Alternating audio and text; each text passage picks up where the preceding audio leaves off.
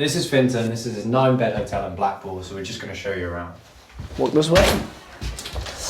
So through here we have our communal area. So nice big lounge in through here, and then on this side we have kind of like a pretty kind of a games room. So we've got like our pool table, and we've got like a darts board. So just kind of a area to chill out before you head out for the night. So the original plan was a hotel. Yeah.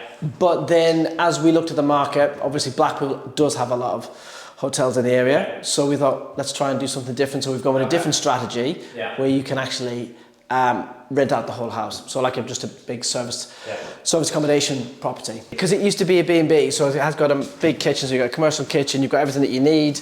You've got your cooker, washer dryers, washing machines, dryers, everything that you need. And yes, as you can see, it used to be a commercial kitchen because it used to be a B&B. Okay, so like I said, originally it was going to be a hotel. But then we also knew we had an option that we could do it as a serviced accommodation. So you can have contractors, you can have big group bookings. We're right next to Winter Gardens, which is like, less than 100 metres down the road, where you have Strictly, Britain's Got Talent, Strictly, but then you also have loads of dance studios because there's dance competitions there.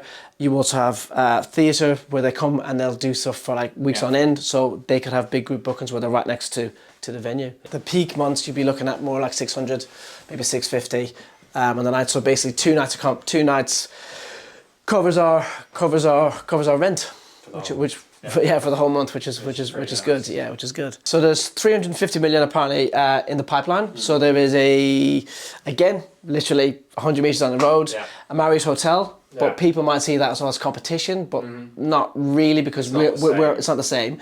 So when you look at that, it's going to take 2 years to build a hotel. Contractors going to want to stay nearby.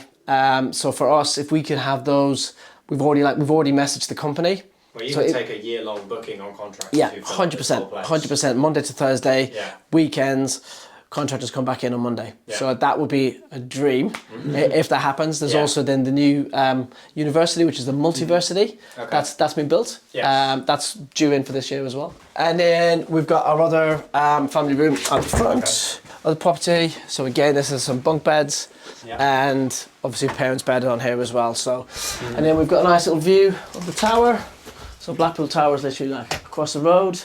And as I said, Winter Gardens is literally just down there. So it's location-wise.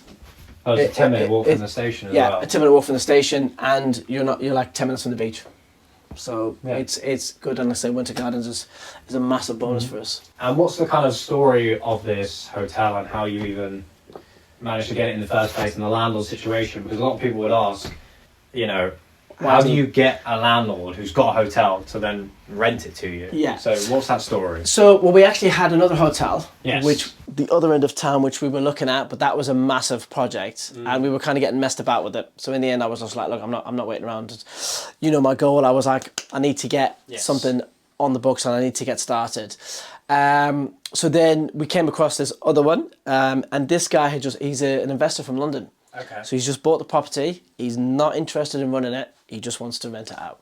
So he bought it from kind of a landlord who from the people who owned it before had it as a B&B. And they were running it as a B&B, but it kind of been run down. Yeah.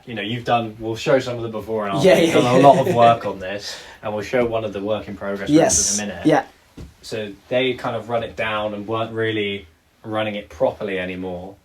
And that's when this London investor has come in, bought it, but didn't want any of the hassle. No. So you've basically offered him, is it a commercial lease? What type of lease? It's a commercial, it's a 5-year commercial lease. Yeah. So you've offered him a commercial lease to come in, basically take the property off his hands, and then you're going to run it as an Airbnb or, B&B yourself. And that's how you make the money. That's how you make money. But that's just, some people they just want acquisitions. They're not interested in they want the capital appreciation. I think a lot of people fail to realise that if you meet the right people and get the right connections, that those people are out there.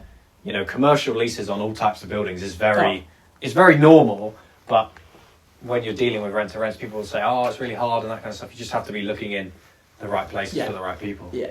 The owners used to live here, so they lived in the basement, and this used to be the laundry room. Okay. So it's potentially a single, maybe a small double. Yes. We might be able to get in here. So this apparently was what the wallpaper used to look like all the way through the property. Right. So at the moment, it's just a bit of a storage room for all my work stuff while I was painting and decorating whatever else. But in here we have already put in a new shower. So we've got like a new shower cubicle, and we've put some of this on it where we can.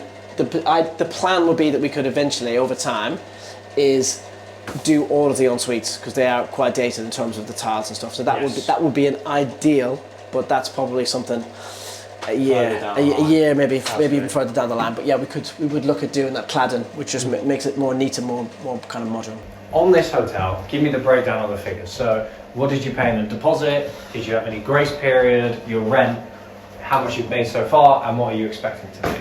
No grace period, as we did ask, but no. Yeah. So £1,250 rent.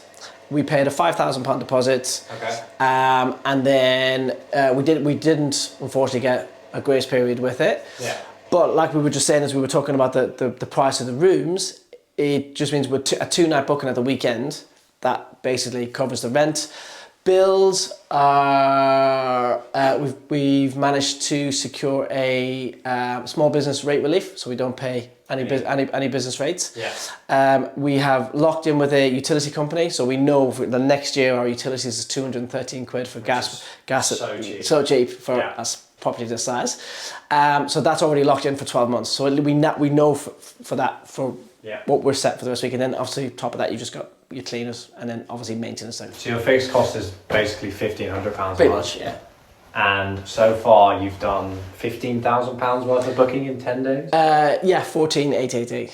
Yeah, in 10 days. Yeah, in 10 days. Which is basically knocked off all that grace period rent you could have paid. So all the payers and covered your rent for the next year of having it. For the rest of this year we're covered. Yeah. Yeah. So that was very good. Okay. Brilliant. Thank you.